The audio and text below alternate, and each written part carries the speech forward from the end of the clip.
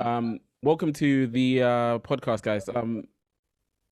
Previously, obviously, I've said that I wanted to have conversations with people about the about social issues, political issues, or whatever. And I haven't had a conversation for a long time, and the reason why I hadn't done that is because I wanted the next episode, after the first four episodes, to be a conversation with an individual, which is what young Holly Griffiths is here for. She's going to be, basically. I've followed Holly for a very long time, and part of the reason why I followed her is because she has a very unique story, which she's going to tell us, I hope. I can do, So yeah. she can share her story with us, which will give us a better understanding of where she's coming from and where she's at now. But the reason why this particular episode, because I really wanted to focus on this episode being we are in lockdown and we again, I wanted to focus on the mental health aspect of the effects of lockdown. So that's why I got Holly here. She's a therapist. She's been working as a therapist for how long now, Holly? 2.5 years. 3 and a bit years. And obviously, before that, she went through some of those structures that are there helping, that helped her through your recovery. I assume you had a therapist throughout your recovery and stuff, and they helped you. Yeah, for bits of it. So she's been dealing with mental health issues for, if I remember correctly, a long time, right?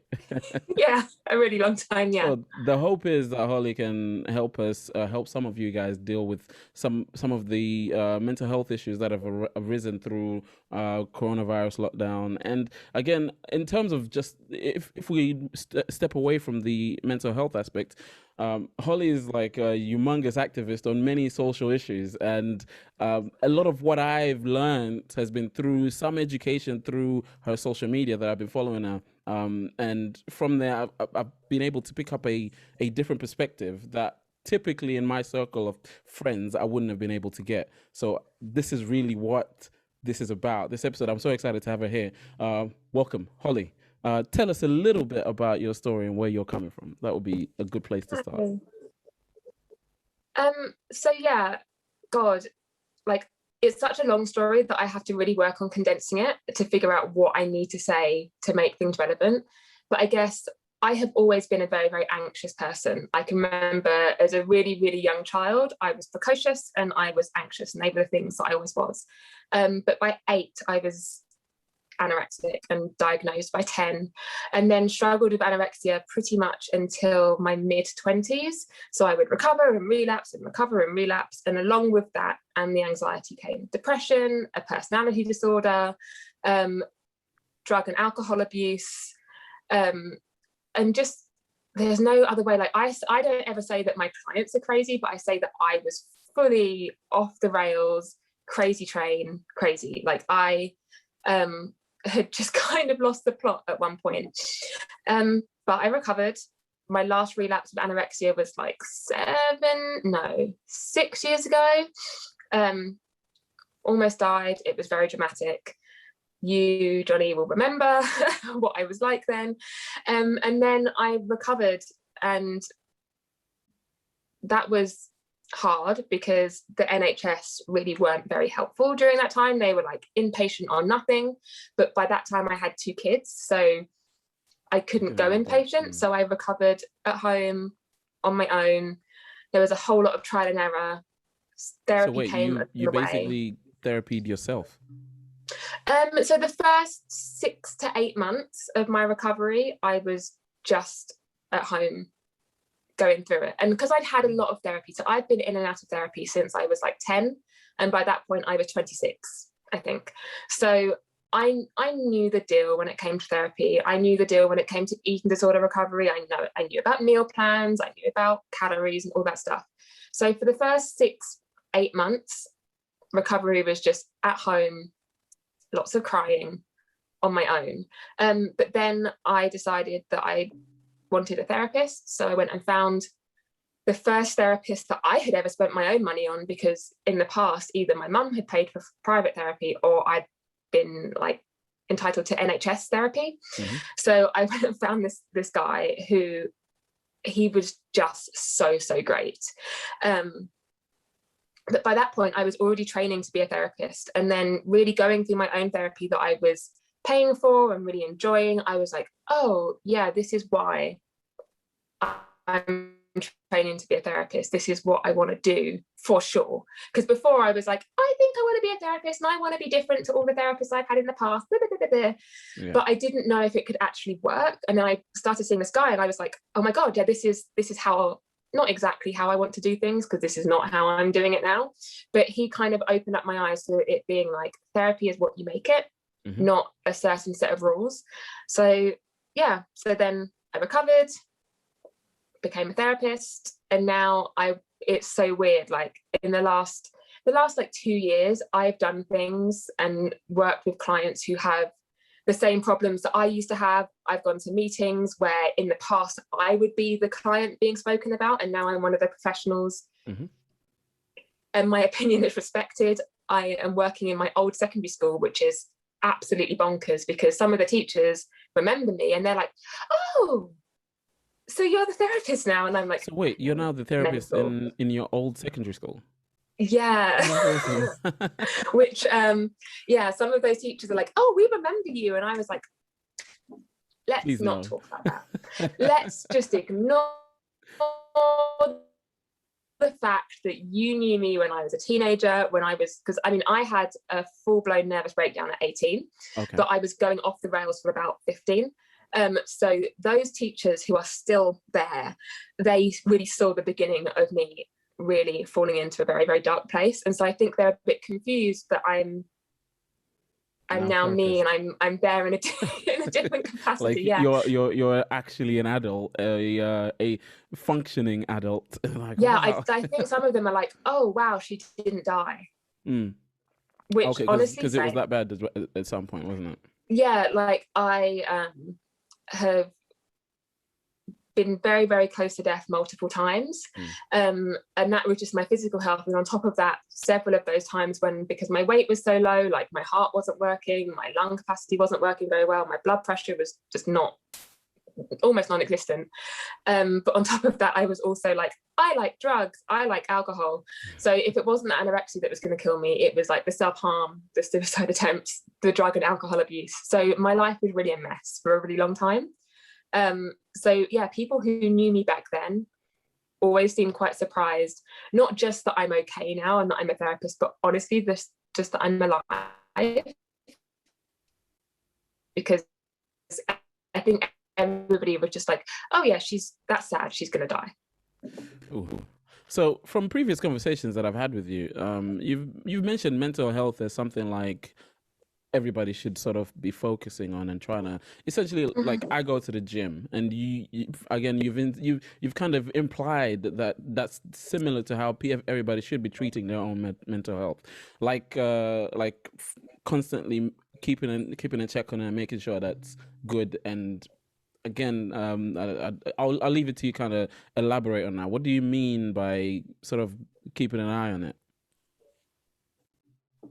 So here's the thing, everybody has mental health. Mental health is physical health for the brain and emotions, right?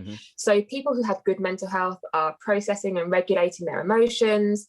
They are able to have healthy relationships. They're not too stressed. They're able to cope with stress when they are under stressful situations. They're not particularly anxious. They're having a full range of emotions. So they're happy, sad, angry, but they are able to cope with them, essentially.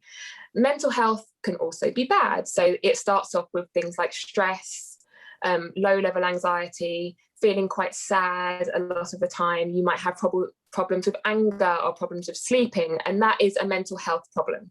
And when mental health problems in general aren't addressed, they slip into mental illness. However, mental illness can also develop when you have great mental health.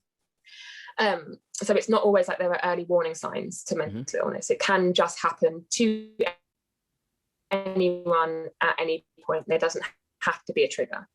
But in general, if we look after our mental health, we can avoid poor mental health. Not mental illness, but poor mental health.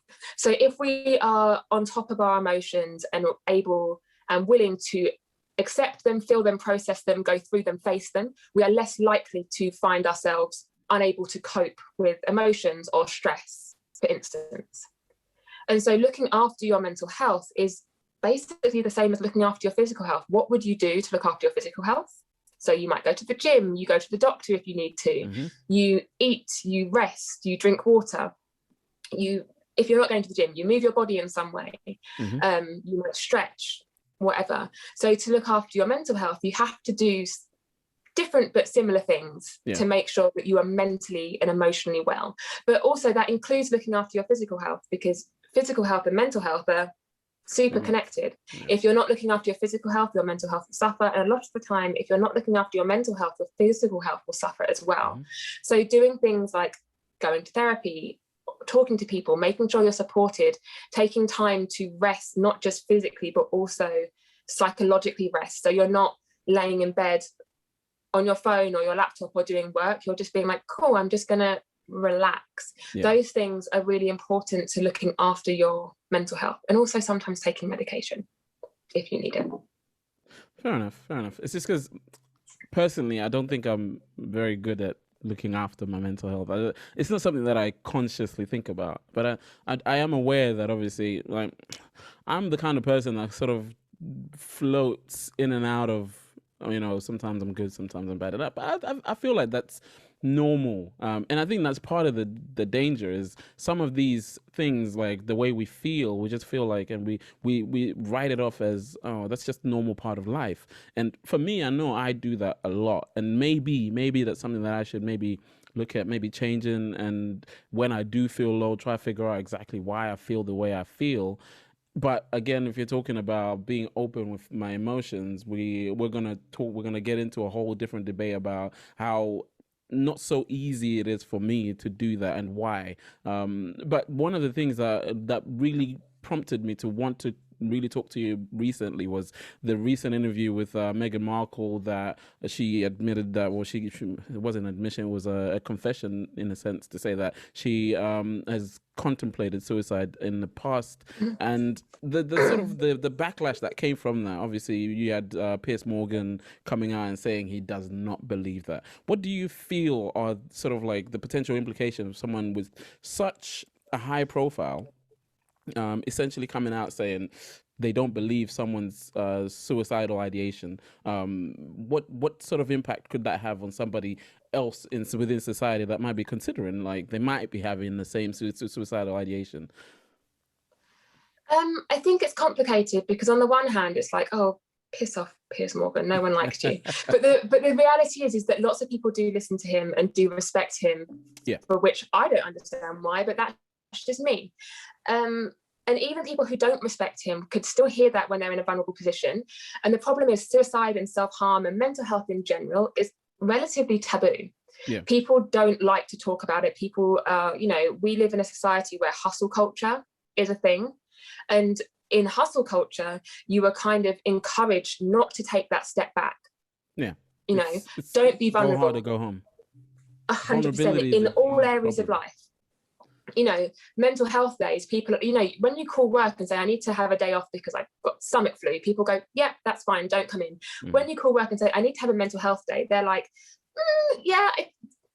my work would let me have a day off because that's great, because I get it. But most people... That's a much deeper sort of cultural conversation to be had about how we treat certain illnesses. And in a way, I do believe this COVID pandemic has opened people up to all these different things that they normalized. Like, for instance, if you look at respiratory viruses like the flu, for instance, really traditionally or culturally, we sort of looked at it like, oh, well, we just got the flu, come to the office. Or you just got the flu, you can come to the office and work, not realizing that actually me coming to the office with the flu and spreading it within the office is potentially more dangerous than me just staying at home. And again, I think there was a whole host of conversations that are going to have to be sort of rejigged. And I think obviously the mental health aspect of it is one that maybe as employers, as society, we're going to need to kind of have a look at and say, okay, we now really see the impact, because I think everybody, if through lockdown, a lot of people have gone through some ups and downs that may have led them to feel a certain way. And we now accept that actually it's something that can affect anyone at any time. And anything, well, any number of things. That's the thing. I don't think that is accepted. And You I don't think think so? so. We have conversations quite a lot, and you go, "Well, it's just common sense," and I'm like, I wish it were. I really wish it were. Because Because here's to the me, thing. it feels like so a lot of the things are, but then a lot of the things to me come across like it's just it's a basic understanding of that's just how humans behave, and Yeah. that and because again we did have a conversation about the young lady, I forget her name, the one that got murdered by the police officer, and we had that Mm. conversation about how that because I put a story and you were kind of putting me to rights. Like, Johnny, I'm Yeah, really mad at you. you're kind of putting me to rights, and really that's the Instagram side of things is really good for those Mhm. conversations to spread awareness. And Well, again, that's I'm the not saying thing. I know everything. I don't know anything, to be honest. So when people kind of pull me up and say, okay, here's the situation, have you considered this side of things? And that's really good for me, because then I start sort of seeing things very differently, or maybe opening up different sort of pathways that I really wasn't considering before, simply Yeah. because somebody said, okay, what about this? And I just hope that this platform that I'm setting up here along with my Instagram is able to do that for some of the people that maybe follow me but have completely differing views to a lot of what I believe. But maybe I can sort of say, okay, you have this view, but have you considered this one? And Yeah. maybe in some way, shape, or form gently kind of open people's eyes to some of the things that we just brush off as, oh, it's just nothing. Just common sense. Yeah, Yeah. it's just Because common I think sense. this is the thing.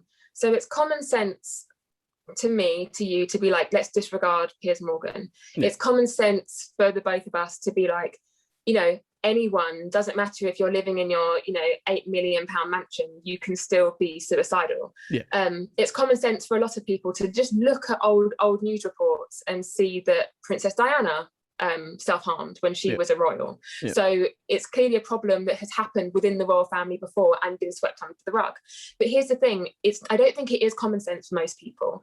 And because it's not, or it's not necessarily, it's not common sense, it's not readily accepted by most people or even spoken about. And so because mental health is still quite a big taboo, especially self-harm and suicide, people don't talk about it. There's lots of misconceptions about how selfish dying by suicide or self-harming is. And so somebody who listened to Piers Morgan say, I don't believe her, Yeah. she's That's lying. that's So dangerous. somebody who's feeling very vulnerable already in a situation and within a society where it's already taboo to say, you know what, I am done, I just want to die, I have a plan, they are probably less likely to come forward, especially if one of their parents, friends, family members, colleagues retweets or reposts something that Piers Morgan has said. Mm-hmm.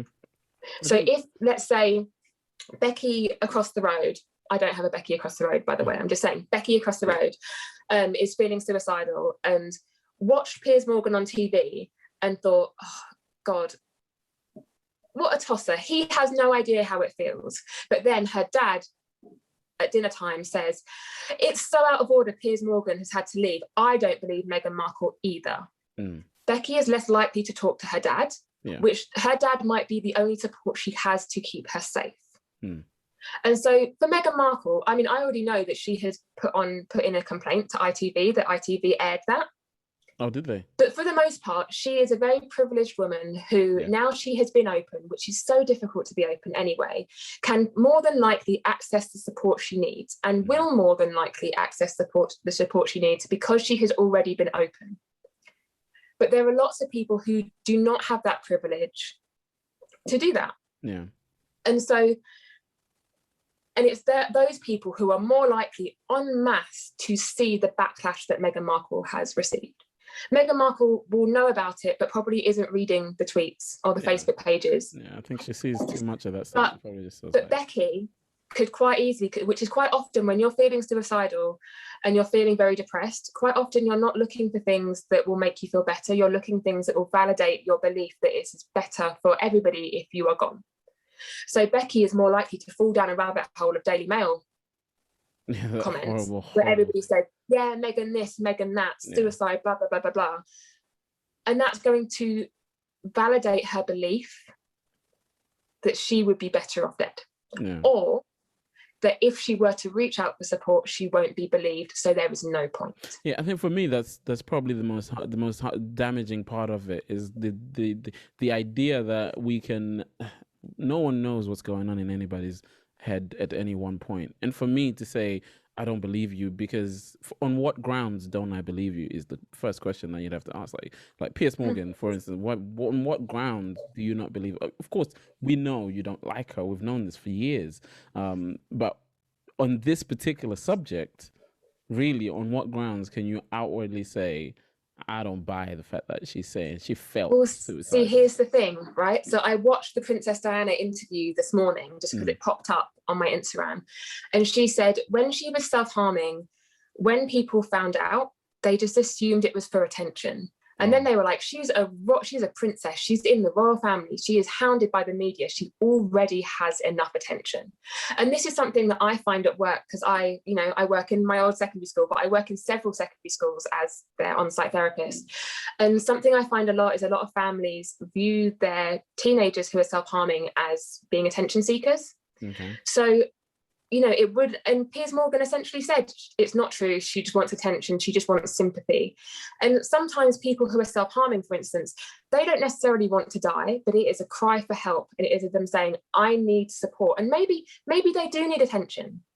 There's nothing wrong with needing attention, which I'm going to put out there. It's totally okay to be like, I need and want attention. Yeah.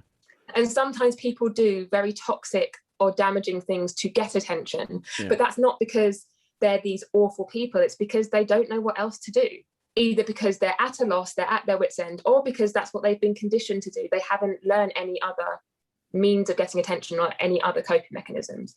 So a lot of people view self-harm and suicidal ideation as attention seeking, which, so what? Maybe it is, but when that person really harms themselves, or worse, they die by suicide. Yeah. Does that mean that are you that's saying fine that, because they were just attention seeking? Are you saying that attention seeking part of it is also something that should be noted, and it shouldn't necessarily be viewed negatively, and actually paid more paid attention to than judged for? I mean, what my experience thus far, and this is my personal experience because I've self-harmed, I have attempted suicide, and I also have clients who have done both, is a well person, so a mentally well person, this doesn't mean that they're mentally ill, it just means that their mental health isn't necessarily in check, will not attempt suicide or self-harm in order to get attention. Okay. In my experiences, it is somebody who is not well. Yeah. Who does that's an extreme step to take. So most well people cannot rationalize taking a knife to your skin. They're like, but why? Why would you do that? Good question. I don't know. I can talk to so many people about why, but it's always relative, like a kind of vague thing, but it makes sense in the moment. Is it different depending on the person and what they're going through? Completely different for different individuals. And it's also something that makes perfect sense in the moment. Mm-hmm. But I couldn't tell you a rational reason why I self-harmed. No. It is something that apart from not eating, it was my only coping mechanism. Most of my clients self-harm because they don't have another way of coping. So if you were to look at it, and again, trying to help whoever's listening to this or watching this, if you were to say, narrow it down to top 5 things that one individual should do on a regular basis to sort of keep their mental health in check, to help them cope and not have a bad mental health, because you can have good and bad mental health, I suppose. Without you can have bad mental health without being mentally ill, right? Yeah, absolutely. Right. So to keep that equilibrium of mental health, to stay relatively in the healthy range of your mental health, what 5 things would therapist Holly suggest for individuals out there that maybe, again, I know we're coming up to the end of it, but again, this has been a year of in and outs of lockdown, so we've spent most of the year in it. What is it that people should really be focusing on to keep that mental health in check? So top 5, I can think of 3 off the top of my head, and then the last 2 are a little bit more nuanced, I guess, because it will depend for the individual. Mm-hmm. But number one, always utilize a support system. It doesn't matter if it's a friend, colleague, family member. If you don't have access to that, think about getting a therapist. But whenever you're struggling, it's not great to keep it to yourself, essentially, because that's when we can start to get in our heads or get overwhelmed. So utilizing a support system, which is dangerous. So, can be. Well, finding our own coping mechanisms, if they are healthy, wonderful, great. Maybe you like dancing, maybe you like drawing, maybe you like reading, wonderful. But you also need to be mindful of the fact that those things can't always help with big things, or that you can become obsessively doing those things, which is, like I said, complicated and nuanced. Like if reading is your coping mechanism and you are so stressed you can't focus on doing anything other than read for like 13 hours a day, then you're not actually doing any of the other things you need to do in your life.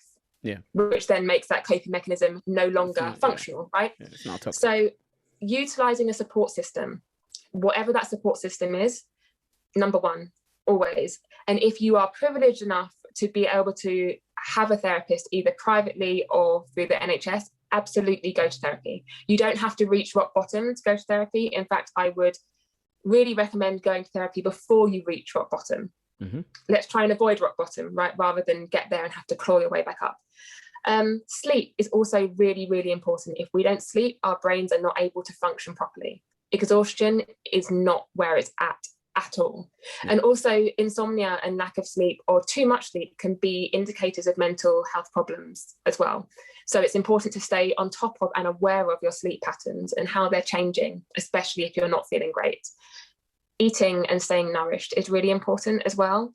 So would I say, drink water, eat a balanced diet, make sure you eat some vegetables? Absolutely. But to be honest, if all you can manage is a bowl of pasta 3 times a day, go for it. Yeah. Just make sure, because again, if you are malnourished, your brain is unable to function. So if you're slipping into poor mental health or mental illness and then you become malnourished, you are much less likely to be able to get a handle on what's going on, because your brain is so busy making like your organs continue to function on less than they need, that it's like, I can't deal with this depression. Soz. So yeah, 1, 2, 3, support, sleep, food, being nourished in some way, being fed. And then other things, so finding coping mechanisms is really, really important. Finding healthy coping mechanisms, but anything can also become unhealthy. Yes. So it's important to stay on top of finding healthy coping mechanisms, but then keeping them in check. Like, am I now doing that instead of doing things that I need to do? Yeah.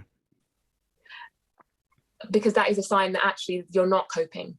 Yeah, because you're probably you're avoiding. If you get to the point where you're reading for 13 hours a day instead of doing any of the things, you're avoiding I dealing with. I couldn't imagine reading for 13 hours. Oh my god. Oh, been there, done that. I still do it. If I belong to 2 book clubs, and quite often I don't read the book until like the night before. So me and you have had conversations, and you're a queen procrastinator. So that's, I really am. that doesn't surprise me. I'll be honest. I procrastinate a lot too. But yeah, I think you outdo me on that part. So the 5th thing that you could suggest. Be compassionate towards yourself. So compassion shouldn't be mistaken for kindness. Kindness is positivity and it's going to be okay. And fair enough, it probably is going to be okay, right? But that doesn't invalidate how you're feeling right now. Compassion is being like, oh yeah, I fucked up, but it's fine. Yeah. Doesn't matter. That doesn't define me. Me feeling this way or doing that thing doesn't define me as a person. Me looking this way doesn't define me or my worth. Yes. So I think compassion is also the looking part is something that listen, I've been in gyms for a long time. There are a lot of people in gyms, and to be honest with you, I was a victim of looking at myself and putting my self-worth in sort of what my aesthetic look was. And yeah, that's obvious. I think as you get older, that kind of stuff just kind of it gets a second seat. You kind of learn that actually your self-worth isn't based on whether you have abs or not. But yeah, I definitely do understand the compassion. If you eat a pizza, it's okay. Yeah. But also compassion is also holding yourself accountable. So when you respect yourself, and I think respect comes into it, but also when you have low self-esteem, respect can be difficult. But so the compassion and the respect, it's like, if I so I love fondant icing, right? And I used to make cakes, and I still make cakes Is fondant sometimes, which icing means the soft ones, or is it like the hard the one? one that you decorate the cakes with. Oh, the hard one. I don't like that one. Not the really hard one that's like dry, Hmm. yeah, but like, you know, like when. The one you So pipe. I've made no, I've made you cakes before. Yes, you have. That was covered in fondant icing. Ah, okay, that's like the sheet. Yeah. Okay, Like yeah, I you love love it. fondant icing. I love it. See, However, that's my least it favorite thing on a cake. I don't like that one. The one you pipe, I yeah, just great. yeah. I love icing as well, but fondant icing you can buy it in blocks, and so I Hmm. quite often have 1 or 2 kilos of fondant icing in my house, just ready because like I'm always making birthday cakes for You at do, least yeah, family and friends. yeah. So You haven't posted about them in a while, actually. yeah, I made a baby Yoda recently, and then just went, I'm not posting that. But this is the thing. I know that fondant icing Hmm. is fine for me to eat. Eating Hmm. some fondant icing while I'm making a cake is not going to fuck up my body, fuck up my health. Who cares if I eat a bit of sugar? Yeah, However, I do know that if I eat too much fondant icing, I get migraines. And yeah. it's not just fondant icing, it's sugar. If I eat too much sugar, I get migraines. Now, I have been known to just sit and eat a kilo of fondant icing, Wow, which if I didn't get migraines, would be fine. just don't do it too Would be much. fine. It's not the end of the fucking world, right? Like, is it great for my teeth? No. No, Is it nutritious? Absolutely not. no. However, do I need to feel guilty for eating a kilo of fondant icing? No. However, I get migraines, so I have to hold myself accountable and have enough respect for myself to be like, Holly, Be don't responsible. do that. Why are you doing something? Why are you eating something that's genuinely going to make you sick? Yeah, And so compassion is also being like, have some respect for yourself to call yourself out when you need to. that's a Don't just really. eat the fondant icing and go, oh God, I feel so sick. And then be like, it's not your fault, Holly. It's fine. You'll get All over right. this. Because Take yeah, I some will get over it. But responsibility it for your fully actions, was my basically. fault Yeah. because I was like, oh, I should stop eating this now. I'm going to have a migraine. Oh, I can do what I want. That's fine. You can't stop me. So I think as well, having some compassion for yourself is also holding yourself accountable for your own shit. Yeah, that's a really good part to sort of, because I know we could expand this conversation into a whole bunch, and then this will end up being like hours and hours long. And I understand you are a very busy lady, and I had limited time with you, so I'm gonna stop it there, as in our conversation about this. We strictly keep it to sort of mental health. Hopefully, fingers crossed, Holly joins us again and we can delve into a bit more of her activist side, so hear her hate for the Tories, because anyone that Yeah. follows anyone Oh. that follows Holly understands that the Tories are, yeah, but We can't be friends. If you no. vote Tory, we're not friends. We're not You- friends. like, I understand you take quite, that is a, you know, that is an extreme sort of position to take on that. Like, you voted Tory, I'm sorry, we cannot be friends. Like, that's extreme. I've done that. I've been like, oh, you did? Bye. I mean, I get it, because so I don't want to get into a whole new debate about political affiliations and stuff, because again we could talk for another hour or so. But that is a whole different, like, because individuals that vote for certain political parties that are, even if you look at their sort of policies that are harmful to certain individuals within society, can you really be friends with somebody who essentially condones a political organization that whose policies directly harm some of your friends? It's one of those. And some It's people will say, morals. yeah, some people, yeah, exactly, some people will say, well, it's just politics, and someone's political sort of beliefs don't necessarily, we might differ in that sense, but they don't necessarily have to affect our friendship. But then you have to kind of look at it, some of the really major political positions people hold, if they directly negatively impact other people's lives, may cost a lot of people's lives. On a moral standpoint, if you disagree on life itself, can you really be friends? So anyway, this is a whole. Thank you so much for joining us, or joining me, should I say? Because I'm just one person. But hopefully, fingers crossed, you join us. You join me again, and we can have another conversation more in depth. I don't want to take you up too long. But yeah, thank you very much, and thank you guys for watching and listening. Whoever's watched and listened, and again, I'm sorry it's been so long, but it's COVID has kind of affected things, and I wasn't able to kind of coordinate this. Ideally, this would be perfect if we were sort of in the same place having this discussion, but obviously because of COVID and busy lives, we have to kind of do it remotely. So we have to do Zoom. But yeah, thank you so much for watching and listening, and I'll see you guys in the next one, and hopefully Holly will join me again. Thank you. I'll be back. Bye.